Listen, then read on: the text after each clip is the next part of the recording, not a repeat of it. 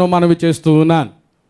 అనుదినము దేవుని యొక్క సహవాసములో ఎదుగుట అంటే ఏంటంటే ప్రార్థన, దేవుని యొక్క వాక్యము, దైవ సహవాసము.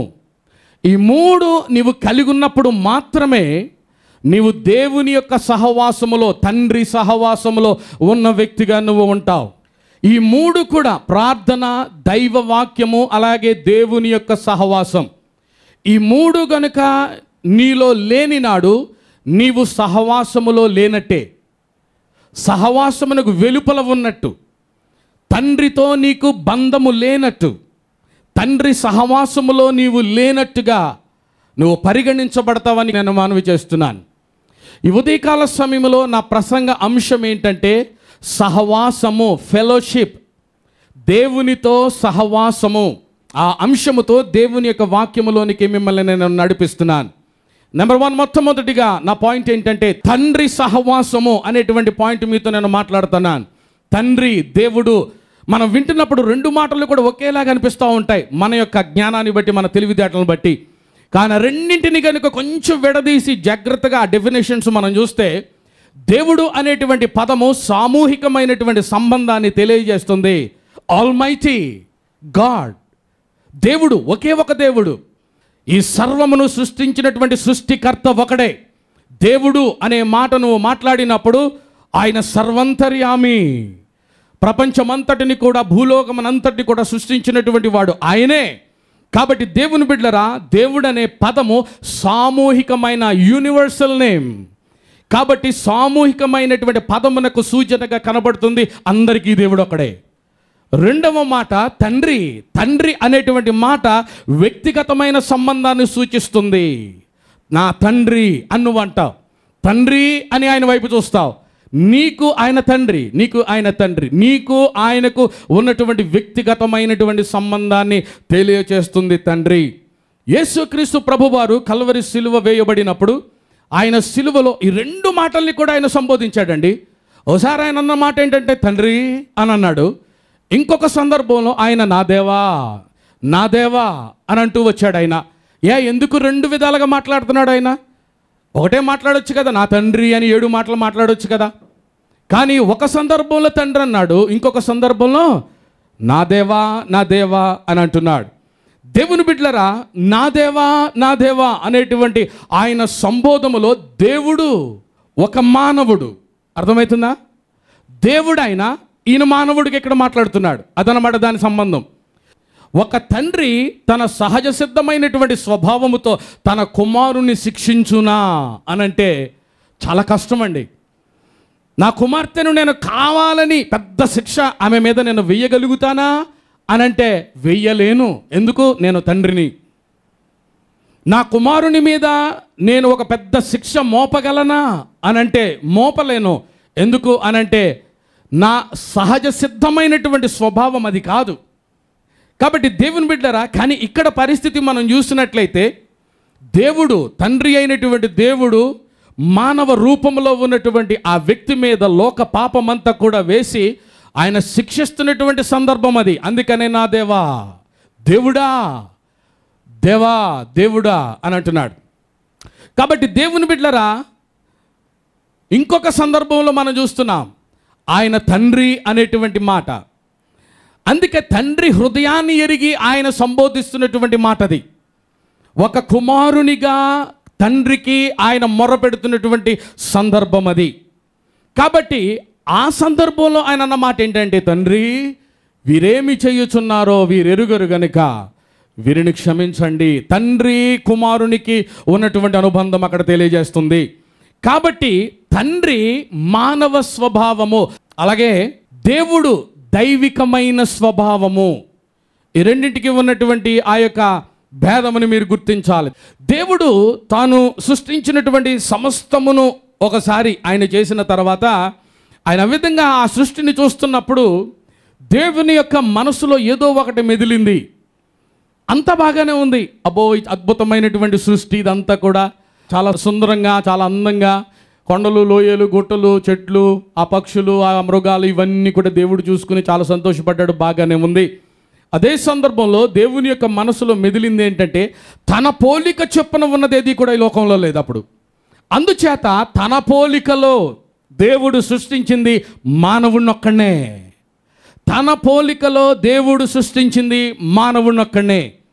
ఆ తర్వాత జరిగినటువంటి సంఘటన ఏంటంటే, ఆ ఆదాముతో దేవుని యొక్క అనుబంధం, దేవుని యొక్క సహవాసం, సంబంధం చాలా ఉన్నతమైనటువంటి రీతిగా అక్కడ కనబడతా ఉంటుంది. ఆ మొదటి మానవుడైనటువంటి ఆదాముతో దేవుని యొక్క సంబంధం, వారిద్దరూ కూడా ఏదెనులో కలిసి జీవించటం, ఆదాము దగ్గరికి దిగి రావడం, ఆదాముతో మాట్లాడడం, ఆదాముతో సంభాషించడం, ఆదాముతో కలిసి నడవడం, వారిద్దరూ కూడా ఏదెనులో వారు నివసించటం.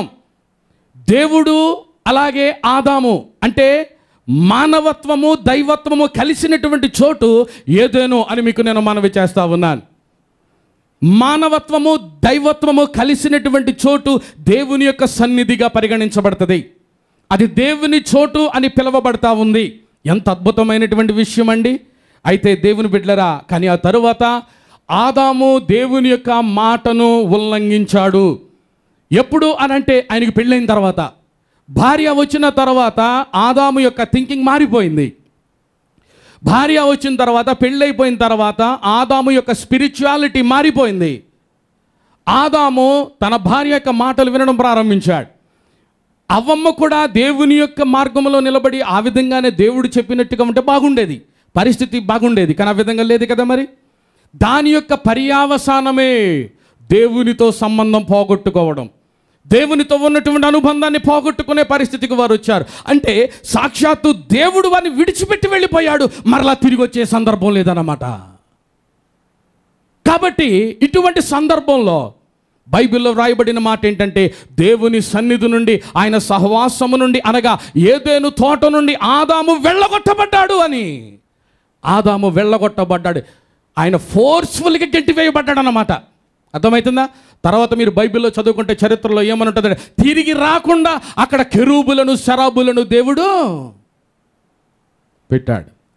కాబట్టి ఇటువంటి చాలా ఉన్నతమైనటువంటి, అత్యున్నతమైనటువంటి దేవుని యొక్క సన్నిధిని కోల్పోయినటువంటి మానవుడు బయటకు వెళ్ళి నిలబడిపోయారండి. అక్కడ బయటకు వెళ్ళి నిలబడిపోయారు. దేవుని సన్నిధిని పోగొట్టుకున్నటువంటి పరిస్థితి, తండ్రి సహవాసమును పోగొట్టుకున్నటువంటి పరిస్థితి, తండ్రితో ఉన్నటువంటి అనుబంధాన్ని పోగొట్టుకున్నటువంటి పరిస్థితి. ఎవరండి వీరు? దేవుని చేత సృష్టించబడిన వారండి వీళ్ళు, క్రైస్తవులండి వీళ్ళు, దేవునితో కలిసి ఉన్నవారండి వీళ్ళు. కానీ దేవుని బిడ్డలారా, ఈ రోజున పరిస్థితి ఏంటయ్యానంటే బయట నిలబడవలసినటువంటి పరిస్థితి. ఈ రోజున అనేక కుటుంబాల్లో ఈ పరిస్థితి లేదంటారా చెప్పండి? అనేక కుటుంబాల యొక్క ఆధ్యాత్మికమైనటువంటి పరిస్థితి ఈ విధంగా లేదంటారా చెప్పండి? బయట నిలబడిపోయినటువంటి పరిస్థితి. దేవుని బిడ్డలారా, చాలా బాధకరమైనటువంటి సంఘటన అని మీకు నేను మనవి చేస్తూ ఉన్నాను. సాక్షాత్తు దేవుని యొక్క సన్నిధిని కోల్పోయినటువంటి పరిస్థితి ఇది. దేవునితో మాట్లాడేటువంటి అనుభవం కోల్పోయినటువంటి పరిస్థితి. దేవుని బిడ్డలారా, దేవునితో సంబంధము తెగిపోయినటువంటి పరిస్థితి. ఇప్పుడు ఆదాము అవ్వల సంగతి పరిస్థితి ఎలా ఉందంటే, ఒక ప్రేక్షకులు వస్తున్నారు, బయటోళ్ళలాగా వచ్చి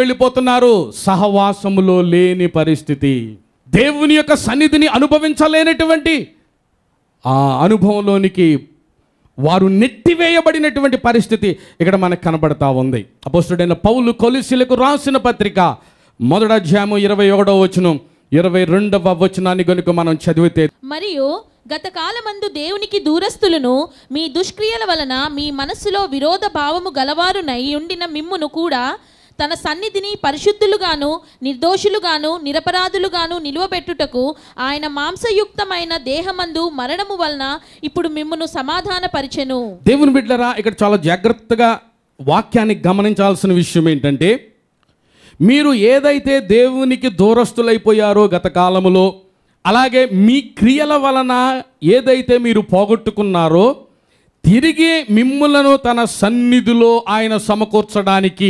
ఎలా సమకూర్చడానికి అంటే, దేవునితో నువ్వు ఎప్పుడైతే సంబంధం పోగొట్టుకున్నావో, సహవాసములో లేవో, పరిశుద్ధతను పోగొట్టుకున్నావు. రెండవది, నిర్దోషులుగా నువ్వు లేకుండా దోషివై నిలబడ్డావు అక్కడ. అర్థమైందా? మూడవదిగా అపరాధిగా నువ్వు నిలబడ్డావు. 3 విషయాలు ఇక్కడ వాక్యంలో మనకు చూపెడుతున్నాడు చూడండి. ఒకటేంటంటే అపరిశుద్ధులు, రెండవది దోషులు, మూడవది అపరాధులు. ఈ మూడిటిని మార్చడానికి దేవుని బిడ్డలారా పరిశుద్ధులుగా, నిర్దోషులుగా, నిరపరాధులుగాను నిలవబెట్టుటకు ఆయన మాంసయుక్తమైన దేహమందు అనగా యేసుక్రీస్తు ప్రభువారి లోకములో కల్వరి సిలువలో మానవునిగా, మాంసయుక్త దేహమందు మానవునిగా ఆయన మరణించుట, రక్తమును చిందించుట ద్వారా ఇప్పుడు మీరు సమాధానపరచబడి ఉన్నారు. అందరి చేతులు పైకెత్తి గట్టిగా దేవుని స్తోత్రం చెప్పాలా? దేవుని బిడ్డలారా, ఈ రీతిగా ఏదైతే నువ్వు పోగొట్టుకున్నావో, నువ్వు కోల్పోయినటువంటి వాటిని తండ్రి అయినటువంటి దేవుడు తన కుమారుని ద్వారా తిరిగి మనకివ్వడం అనేది దేవుని యొక్క మహోన్నతమైనటువంటి కృపని మీకు నేను మనవి చేస్తూ ఉన్నాను. 1 యోహాను 1వ అధ్యాయము 3వ వచనం, మాతో కూడా మీకును సహవాసము కలుగునట్లు మేము చూచిన దానిని వినిన దానిని మీకును తెలియజేయుచున్నాము. మన సహవాసం అయితే తండ్రితో కూడాను ఆయన కుమారుడైన యేసుక్రీస్తుతో కూడాను ఉన్నది. ఆమేన్. దేవుని బిడ్డలారా, అసలు నా ప్రసంగం యొక్క మూల వాక్యం ఇదే. 1 యోహాను 1వ అధ్యాయం 3వ వచనం, మాతో కూడా మీకు సహవాసము కలుగునట్లు మేము చూచిన దానిని వినిన దానిని మీకు తెలియజేయుచున్నాము. మన సహవాసం అయితే తండ్రితో. నెంబర్ 1, అది ఆ పాయింట్ తీసుకుందాం మనం. మన సహవాసం ఎవరితోనండి?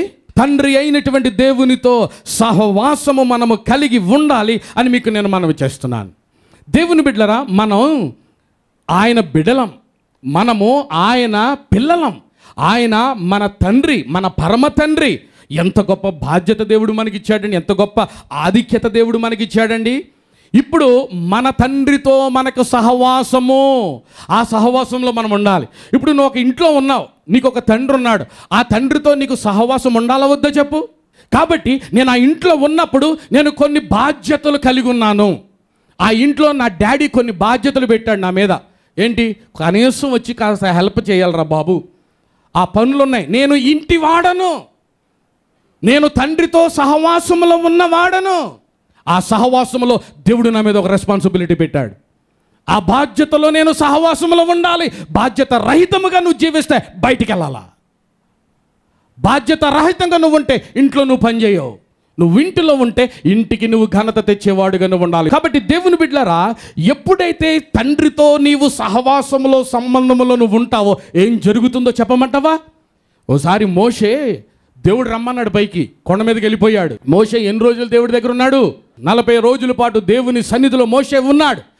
ఆ సమయంలో దేవునితో సహవాసములో మోషే ఉన్నాడు. ఆ విషయాన్ని గుర్తుపెట్టుకోండి. దేవునితో మాట్లాడుతున్నాడు, దేవుని యొక్క సహవాసములో మోషే ఉన్నాడు 40 రోజుల పాటు. ఆ తర్వాత జరిగింది ఏంటంటే, మోషే కొండ దిగి వస్తున్నాడు క్రిందకి. మోషే కొండ దిగి వస్తూ ఉంటుంటే అక్కడ ఉన్న వారందరూ కూడా మోషే వైపు చూస్తూ ఉంటే, మోషే ముఖమును గురించి బైబిల్లో వ్రాయబడిన మాట ఏంటంటే, అతని ముఖము ప్రకాశించుచుండెను. అతని ముఖము దేవుని యొక్క తేజస్సు కలిగి, దేవుని యొక్క మహిమతో ప్రకాశించుచుండెను అని వాక్యంలో వ్రాయబడి ఉంది. ఎందుకు మోషే యొక్క ముఖము ఆ రీతిగా మార్చబడింది? వెళ్ళేటప్పుడు ఆ విధంగా ఉందా? లేదు. మరి 40 రోజుల్లో జరిగింది ఏంటయ్యా అనంటే, తన భక్తునిలోనికి దేవుడు తన యొక్క మహిమను, తన యొక్క తేజస్సును పంపించి ఆయన ముఖమును ప్రకాశింపజేస్తా ఉన్నాడు. అంటే దేవుని యొక్క లక్షణాలు ఈయనలోకి వచ్చేస్తున్నాయి అన్నమాట. గట్టిగా చప్పట్లు కొడుతూ దేవుని నామాన్ని మహిమపరచండి. హల్లెలూయా. నువ్వు దేవునితో సహవాసములో గనుక ఉంటే అటువంటి మార్పు నీ జీవితంలో కనపడద్ది, అటువంటి ప్రార్థన శక్తి నీలో కనపడద్ది, అటువంటి దేవుని ఆత్మ నడిపింపు నీలో కనపడద్ది. దేవుని యొక్క ప్రకాశమానమైనటువంటి దేవుని మహిమ తేజస్సుతో నువ్వు నింపబడతావు.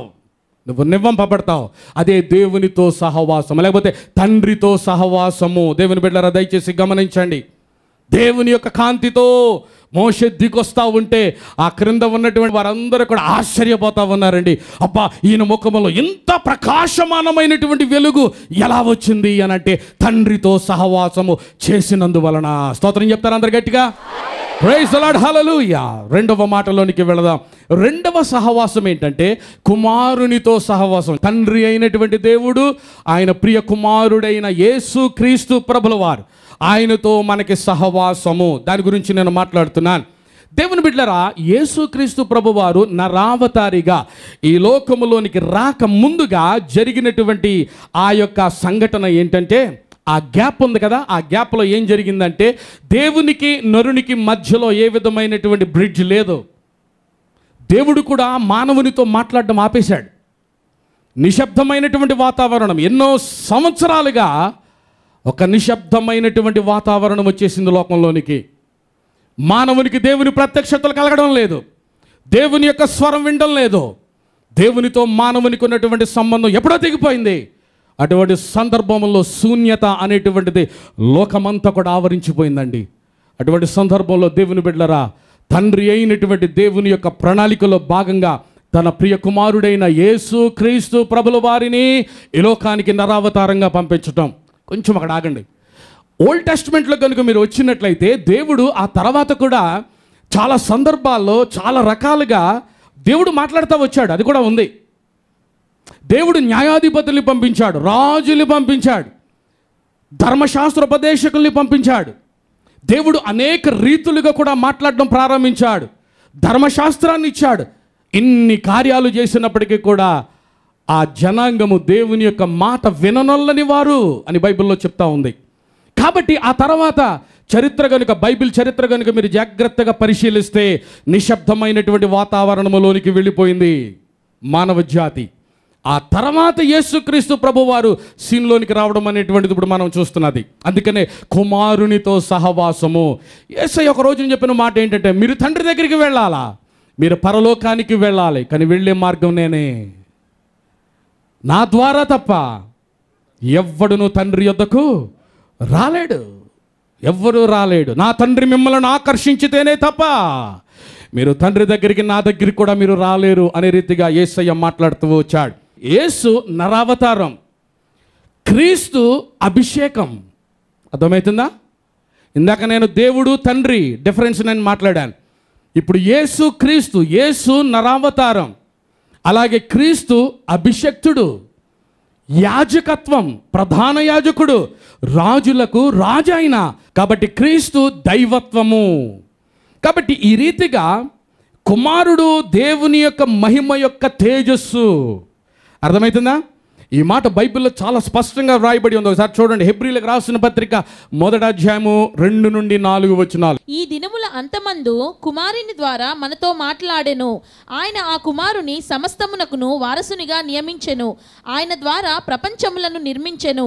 ఆయన దేవుని మహిమ యొక్క తేజస్సును, ఆయన తత్వం యొక్క మూర్తిమంతమునయుండి తన మహత్తు గల మాట చేత సమస్తమును నిర్వహించుచు పాపముల విషయంలో శుద్ధీకరణము తానే చేసి దేవదూతల కంటే ఎంత శ్రేష్టమైన నామం పొందెనో వారికంటే అంత శ్రేష్ఠుడై ఉన్నత లోకమందు మహామహుడగు దేవుని కుడిపార్వశమున కూర్చుండెను. ఆమేన్.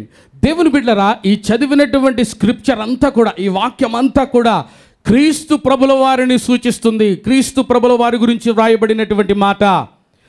ఆయన దేవుని కుమారుడయుండి ఆ దేవుని మహిమ యొక్క తేజస్సును, ఆయన తత్వము యొక్క మూర్తిమంత్వమునై ఉండి తన మహత్తు గల మాటల చేత సమస్తమును నిర్వహించుచు పాపముల విషయంలో శుద్ధీకరణ తానే చేసి దేవదూతల కంటే శ్రేష్టమైన నామం పొందెనో వారికంటే అంత శ్రేష్ఠుడై ఉన్నత లోకమందు మహోన్నతుడగు దేవుని కుడిపార్శ్వమున కూర్చుండెనో అనేటువంటి మాట సాక్షాత్తు క్రీస్తుని గురించి రాయబడినటువంటి మాట.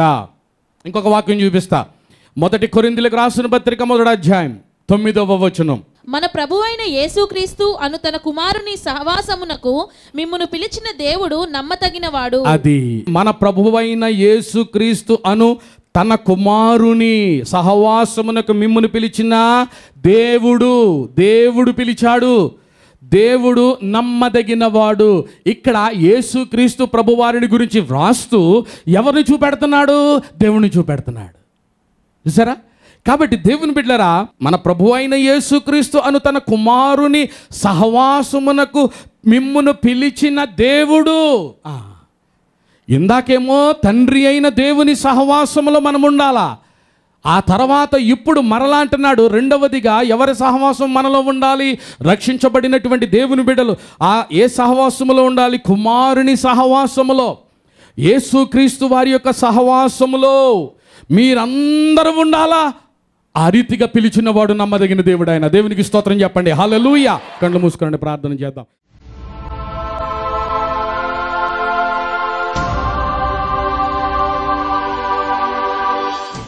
పరిశుద్ధుడా, ప్రేమ కలిగిన తండ్రి, నీ పరిశుద్ధ నామమునకు స్తోత్రాలు చెల్లిస్తున్నాం యేసయ్య. ఈ ఉదయకాల సమయంలో పరిశుద్ధాత్మ దేవా, మమ్ములను మేము మరొకమారు నీ చేతులకు సమర్పించుకుంటున్నాము నాయన. ఒక కన్విక్షన్తో నీ ముందు నిలబడి ఉంటున్నాము ఈ ఉదయకాల సమయంలో. యేసయ్య, దయచేసి మమ్మల్ని అంగీకరించండి, దయచేసి మమ్మల్ని అంగీకరించండి ప్రభా. దయచేసి ఇదిగో సమయాన్ని మేము వృధా చేయకుండా నీ సహవాసములోనే మేము గడుపునట్లుగా నీ కృపను అందరికీ అనుగ్రహించండి. లేచి నిలబడి తీర్మానము చేసిన వారందరూ కూడా శుక్రవారం రాత్రి జరిగే ప్రార్థన కూడిక నాయన దానిలో కనపడాలి ప్రభా. ఆదివారం ఆరాధన ఎంత ప్రాముఖ్యమో మా జీవితాల్లో ప్రార్థనా సన్నిధి కూడా అంతే ప్రాముఖ్యం, అంతే ప్రాముఖ్యం నాయన. ఆ ప్రాముఖ్యతను ప్రతి వారు కూడా గుర్తెరగాలి. ఎందుకంటే ప్రార్థనే మా పరిస్థితులు మార్చేది, మా కుటుంబాన్ని కట్టేది, మా కుటుంబాన్ని నిలబెట్టేది, మమ్మల్ని నీతో కలిసి సహవాసములు ఉంచేది. అతి భాగ్యాన్ని, అటువంటి ప్రార్థనా సమయాన్ని మేము ఇంతవరకు నిర్లక్ష్యము చేసాము. దయచేసి మమ్మల్ని క్షమించండి ప్రభువా, దయచేసి మమ్మల్ని క్షమించండి ప్రభువా. ఈ ఉదయకాల సమయంలో తీర్మానం చేస్తున్నాను. అట్టి తీర్మానం చేస్తున్న ప్రతి బిడ్డను నీ చేతులకు అప్పగిస్తూ యేసు నామమున అడిగి వేడుకుంటున్నాను మా పరమ తండ్రి, ఆమేన్.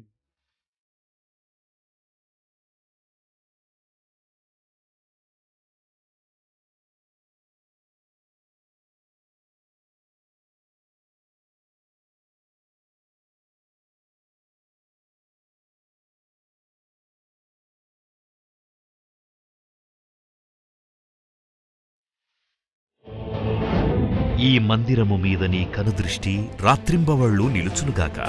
ఆశించండి, ఆసక్తితో రండి, ఆశీర్వాదాలు పొందండి. రాక్ చర్చ్ 41వ వార్షికోత్సవములు 2019 ఆగస్టు 15, 16, 17, 18 తేదీలలో గురు, శుక్ర, శని ఆదివారాలలో ప్రతిరోజు సాయంత్రం 6 గంటలకు, 18వ తేదీ ఆదివారం ఉదయం 10 గంటలకు ఒక్కటే ఆరాధన. స్థలం Rock Church, First Lancer Road, Masab Tank, Hyderabad. వాక్యోపదేశకులు Bishop Ernest and Reverend Rachel Jyothi Kovanapalli. Founders Manna Group of Ministries, Reverend Deeven Kumar and Reverend Vijaya Deeven. Senior pastors Rock Church Bishop P John Lazarus, Rock Church of India వ్యవస్థాపక అధ్యక్షులు Rajahmundry. Reverend Edward Williams, అంతర్జాతీయ వర్తమానికులు Bengaluru. Reverend K John Mangacharyulu, Holy God Church Ministries వ్యవస్థాపకులు పెదలంక, కృష్ణా జిల్లా. Reverend M Jyothiraj, Manna church, Eluru. Rock church choir మరియు orchestra వారిచే శక్తివంతమైన స్తుతి ఆరాధన. Worship leader brother George bush మరియు ఇతర గాయనీ గాయకులచే మధుర గానములు ఆలపించబడును. ప్రతిరోజు భోజన వసతి కలదు. ఆదివారం సాయంత్రం ప్రేమ విందు. అందరికీ ప్రేమపూర్వకమైన ఆహ్వానం. వివరములకు Rock Church, First Lancer Road, Masab Tank, Hyderabad 5,28,000. Cell 9849082709, 9676867260, 04023305844. వివరములకు సంప్రదించవలసిన మా చిరునామా Rock Church 10-5-7/6/1 First Lancer Road, Masab Tank, Hyderabad 500028, Telangana రాష్ట్రం, ఇండియా. మా ఫోన్ నెంబర్లు 9849082709, 967686867260 మరియు 04023305844.